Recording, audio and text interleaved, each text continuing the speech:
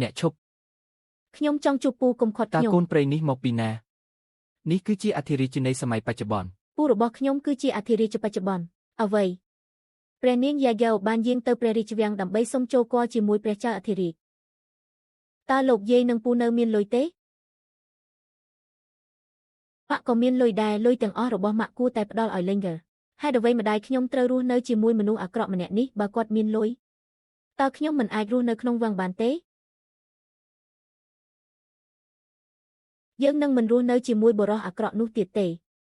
ខ្ញុំរស់នៅជាមួយគ្នាហើយរៀបការមិនអីទេក្រោកឡើងព្រះនាងសូមព្រះនាងយ៉ាហ្គោបានមកដល់ហើយ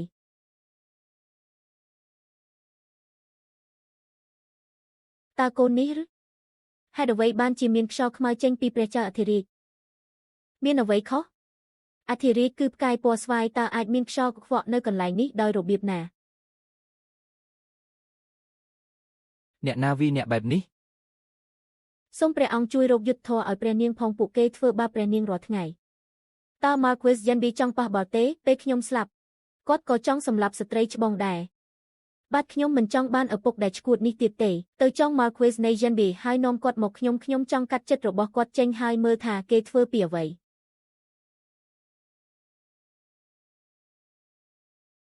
លេងក៏ហៅពូ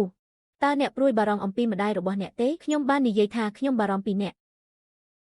លេងក៏ល្អណាស់នាងបារម្ភពីខ្ញុំទោះនៅក្មេងបែបនេះក្តីព្រះចៅអធិរាជវីបានគ្រងរាជតែម្ដងប៉ុណ្ណោះហើយមិនដែលកាន់ព្រះអង្គម្ចាស់ផ្សេងទៀតឡើយជាវអ្នកមានអារម្មណ៍ឈឺចាប់នៅត្រង់ចំណុចខ្យល់របស់អ្នកនៅពេលដែលអ្នកទៅកាន់តុលាការនៅពេលព្រឹកថ្មីនេះទិដ្ឋភាព7យ៉ាងឈឺក្បាលអស់កម្លាំងចង្អោរនិងក្អួតកណ្ដាលយប់មែនទេតើគាត់ដឹងរឿងទាំងអស់នេះដោយរបៀបណាហើយត្រូវព្រះចៅអធិរាជបានធូរស្រាលដរាបណាលេងនៅទីនេះនាងនឹងថែរក្សាផ្កានិងជួយសង្គ្រោះពួកគេលេងអោតើកូនកំពុងធ្វើអ្វីរាងកាយរបស់ខ្ញុំពីដំបូងគឺធ្ងន់ណាស់ហើយបេះដូងរបស់ខ្ញុំពោពេញដោយកំហឹងប៉ុន្តែបន្ទាប់ពីដៃតូចរបស់លេងប៉ះខ្ញុំមានអារម្មណ៍ធូរស្រាលព្រះចៅអធិរាជរបស់ព្រះអង្គ Marquis នៃ Yenby បាននាំយកមកអធិរាជតូចជួបព្រះចៅអធិរាជតើមនុស្សម្នាក់នេះនៅតែជា The Waste 5 Classics Yenby ហងទេហេតុអ្វីបានជាវាហាក់ដូចជាពិបាកជាងបងស្រីអធិរាជម្ដាយឪពុកអាក្រក់មកទីនេះម្ដងទៀតលេងកុំខ្លាចអី Yenby ហងតើអ្នកដឹងពីកំហុសរបស់អ្នកទេពិតព្រះអង្គដ៏ចម្រើនសូមទ្រង់ប្រោសសត្វចម្លែកនេះទៅទ្រង់នឹងបបបញ្ឆោតមនុស្សហើយនាំគ្រោះមហន្តរាយមកលើពួកគេនិយាយផ្ដេសផ្ដាសស្អីព្រះករុណាទូលបង្គំជាអ្នកបម្រើដ៏រាបទាបរបស់ព្រះអង្គត្រូវបានរន្ទះបាញ់មកលើរបស់ព្រះអង្គក៏រងទុក្ខដោយសត្វចម្លែកតូចនេះដែរនេះមិនមែនជាសាច់ឈាមរបស់ខ្ញុំទេគាត់អាចបំភាន់ចិត្តមនុស្សសម្ដេចព្រះអង្គឲ្យសូមព្រះអង្គកុំចាញ់បោកព្រះអង្គឡើយគាត់ជាអ្នកធ្វើឲ្យម្ដាយរបស់ខ្ញុំរងរបួសម្ចាស់បងអ្វីដែលលេងឲ្យនិយាយគឺជាពាក្យពិតព្រះមហាក្សត្រមិនត្រូវចាញ់បោកគេឡើយមិនត្រឹមតែអាក្រក់ទេគាត់ក៏ចង់និយាយបង្កាច់បង្ខូចលេងដែរលេងតើយ៉ាវលីហ្វជានរណានេះជាវា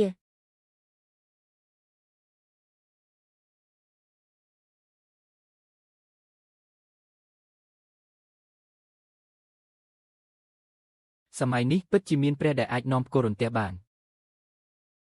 យ៉ាវលីហ្វត្រូវបានចៅវាយរបស់ខ្ញុំផ្ដល់ឲ្យខ្ញុំដើម្បីដោះស្រាយជាមួយមនុស្សអាក្រក់នៅក្នុងពិភពលោកលេងតើម្ចាស់របស់អ្នកឈ្មោះអ្វីហើយគាត់រស់នៅទីណាប្រសិនបើខ្ញុំអាចអញ្ជើញគាត់ធ្វើជាអធិរាជនោះរដ្ឋមន្ត្រីណាដែលមិនពេញចិត្តខ្ញុំនៅថ្ងៃអនាគតនឹងត្រូវរន្ទះបាញ់ដោយសម្ងាត់ម្ចាស់ខ្ញុំមិនចូលចិត្តឃើញមនុស្សទេហើយគ្មានអ្នកណារកឃើញទេ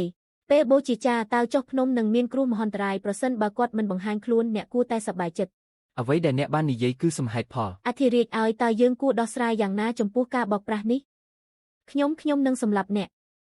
លោកពូគាត់ចង់សម្លាប់ខ្ញុំតើគួរធ្វើយ៉ាងណាចំពោះការវាយដំព្រះអង្គម្ចាស់នឹងមានចេតនាសម្លាប់ព្រះចៅអធិរាជត្រូវដកហូតតំណែងលុបចោលតំណែងផ្លូវការហើយដកហូតតំណែងហើយហាមមិនឲ្យគាត់បម្រើជាមន្ត្រី3ជំនាន់ទេព្រះករុណាសូមប្រោសជីវិតទូលបង្គំផងបន្ទាប់មកដាក់វាម្ចាស់ស្ត្រីមកដល់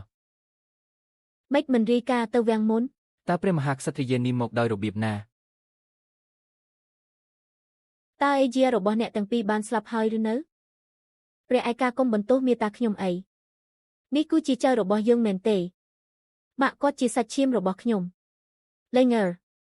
អីយ៉ាឆៅសម្លាញ់របស់យាយឯងពិតជាដូចម្ដាយរបស់ឯងកាលនៅក្មេងណាស់តើឯងនឹងម្ដាយឯងទៅទីណាយើងបានចាប់ទាហាន100000នាក់តាមរកពួកឯងតែរកមិនឃើញលោកយាយកុំបារម្ភអីខ្ញុំធ្វើបានល្អប៉ុន្មានឆ្នាំមកនេះនោះជាការល្អតើប៉ាធ្វើជាម្ដាយគេយ៉ាងម៉េចនឹង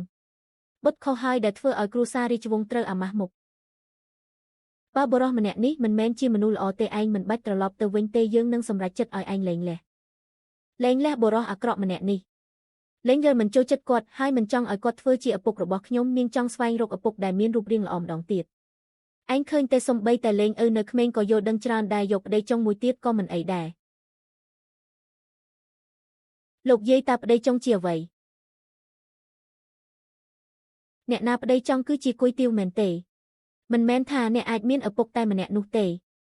អ្នកអាចរកឃើញបុរសដែលមានរូបរាងល្អពេលនោះខ្ញុំចង់បានប្រពន្ធចុងប៉ុន្តែមិនមែនជាឪពុកទេ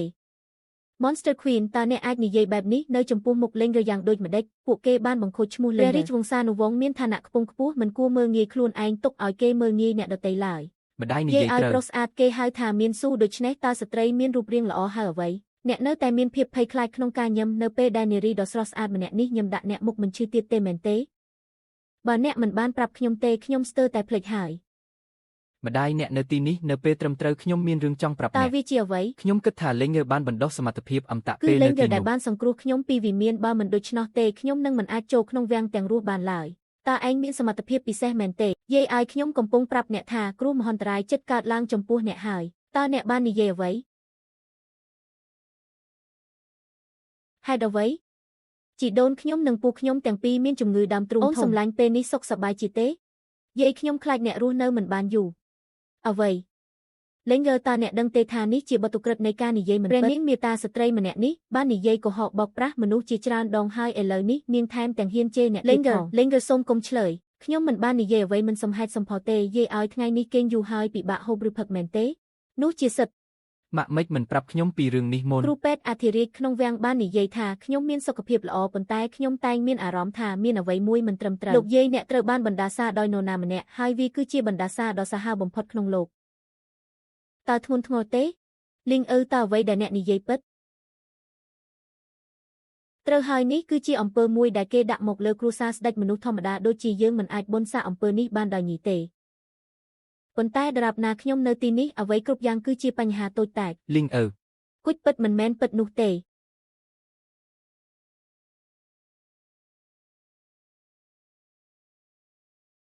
ម៉ាក់ម៉ែ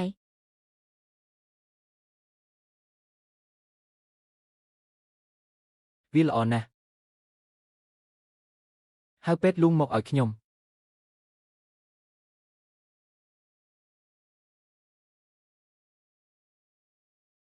សេចក្តីរាយការណ៍ថាព្រះចៅអធិរាជនិងព្រះមហេសីសោយទីវង្គតពេទ្យអធិរាជហ៊ូហេខ្ញុំបង្គាប់អ្នកឲ្យព្យាបាលព្រះចៅអធិរាជឲ្យឆាប់ជានាងបានស្លាប់ហើយមិនអាចរស់ឡើងវិញបានទេសូមព្រះករុណាទ្រង់ទទួលមរណទុក្ខពីទូលបង្គំសេនាឆាតមកអស់លោកពេទ្យលួងម្នាក់នេះទៅប្រហែលជីវិតភ្លាមវាជាជីវិតរបស់ខ្ញុំព្រះចៅអធិរាជសៀងរាវបានសោយទីវង្គតហើយព្រះចៅអធិរាជបានទទួលមរណភាពព្រះចៅអធិរាជបានទទួលមរណភាព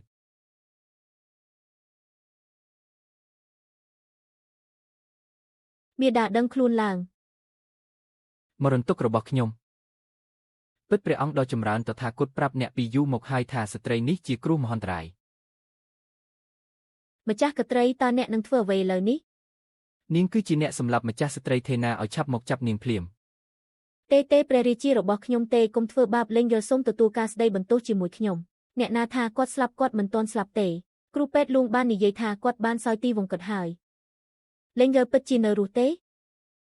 បាទអ្នកម្ដាយបើជឿខ្ញុំសម្ដេចម៉ែនឹងក្រោកឡើងនៅថ្ងៃទី17ព្រះមហាក្សត្រយានីនឹងក្រោកឡើងនៅថ្ងៃទី17តើអ្វីដែលអ្នកនិយាយជាការពិតទេគាត់ត្រូវតែនិយាយកុហកតើមនុស្សស្លាប់អាចរស់ឡើងវិញដោយរបៀបគាត់ពិតជាគិតថាគាត់ជាព្រះលេងយល់មិនបានកុហកទេគាត់ពិតជាដឹងខ្លួនវិញមែនទេព្រះអង្គសូមគុំជឿសម្ដីក្មេងម្នាក់នេះឯនាងនិយាយកុហកទេឆាប់បិទមាត់ភ្លាមអ្វីដែលលេងយល់និយាយគឺពិតខ្ញុំបានបំផ្លាញបណ្ដាសាឆ្អឹងរបស់អធិរាជដាវ៉េយសិតឆៃនិងជំរះជីវិតរបស់នាងប្រសិនបើខ្ញុំមិនបានធ្វើដូច្នេះទេអធិរាជដាវ៉េយសិតឆៃប្រកាសជាមិនរស់បានយូរទេខ្ញុំត្រូវតែការពារលេងយល់គ្មានអ្វីអាចកើតឡើងចំពោះនាងបានទេដល់ពេលហើយរួចរាល់ហើយកូនកំឡោះ